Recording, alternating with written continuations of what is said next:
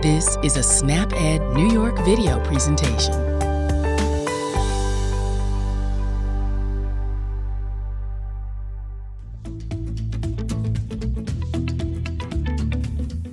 Thank you for joining us for another episode of Ask the Experts Nutrition Edition. My name is Lisbeth Irish and I'll be your host today. I'm a registered dietitian with the New York State Office for the Aging and the program manager for our agency's Older Adult SnapEd program.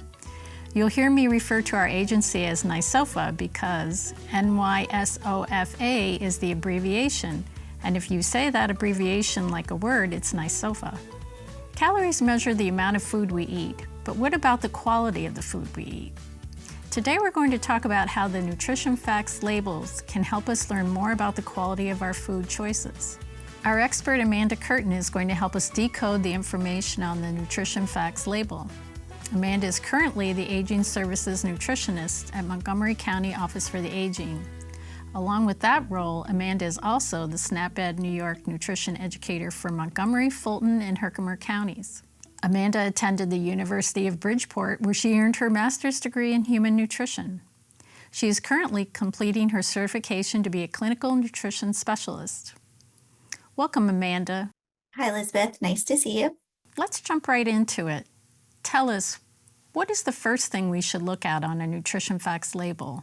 Typically, there are about 4 things we should kind of consider. So we look at the serving size, the number of servings that are in a package, just to kind of get an idea of what we're looking for in terms of the numbers and what those numbers will look like when we get down to the calories and daily percentages and things along those lines. What kind of numbers are we looking for on the labels? Low numbers, high numbers, both? A little bit of both. We'll look for low numbers in areas like saturated fat, trans fat, sodium, added sugars. These kind of contribute a lot to chronic conditions like heart disease, diabetes, high blood pressure. So those are things we want to look at in terms of low numbers. When it comes to higher numbers, we want to look at those vitamins and minerals like vitamin D, calcium, potassium, things like fiber are a good thing to have in the higher numbers. Typically, we don't get a lot of those within the American diet, so it's important to look for more of those. The percentages can be confusing. What do they mean and how do you use that information? The percentages typically mean when you're looking at your overall diet, when it comes to, let's say, a standard 2,000 calorie diet, which is not for everyone's calorie needs. But when we're looking at that, nutrients, we want to look at it in terms of a high and low. So higher percentages like over 20 and things lower like under 5. Can contribute to the nutritional value of the product that we're eating. Thank you, Amanda. I think the information you shared will be very helpful to our viewers. Amanda is now going to answer some questions from our viewers. Our first question is, why is sugar on the label twice? Sugar is on the label twice. We see our total sugars, and then we'll see added sugars. So total sugars is going to include all sources of sugar in the foods. So natural occurring sugars and any additional sugar added.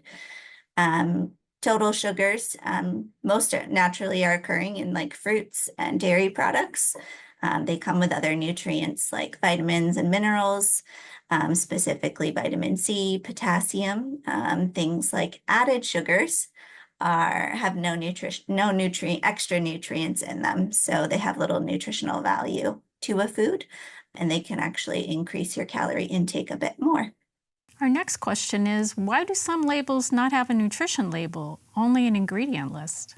Typically foods like coffee or tea or spices will only have an ingredient list on them because the nutrients in those ingredients are insignificant, so they're not going to be found on a nutrition label. And our final question for today, do you read all the labels when you go shopping? Some foods that I buy, typically your produce, obviously does not have a nutrition label. And I do try to buy a lot of fresh products and fresh foods, but those will naturally be low in saturated fats and sodium and higher in vitamins and minerals that we're looking for. When we do look at packaged foods, I do like to compare products and compare the labels. So looking at things like serving size and how the contents compare to each other, looking at the vitamins and minerals, saturated fats, sodium. Those are all important things to consider when buying packaged foods. Amanda, thank you so much for sharing your time and expertise with us. I'm sure our viewers have learned a great deal today. Thank you, Lisbeth. Appreciate you having me. For more nutrition information, be sure to check out snapedny.org. You'll find some wonderful tips and recipes on the website. SNAP-Ed programming provides no-cost education for those who are eligible for SNAP or currently receive SNAP benefits.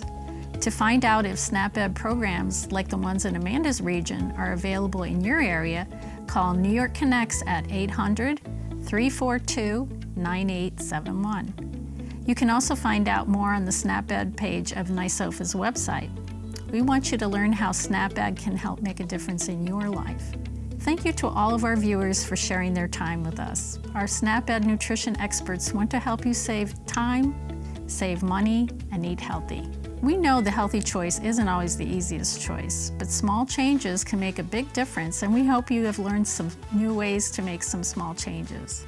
This episode of Ask the Experts was funded by the United States Department of Agriculture, which is an equal opportunity provider.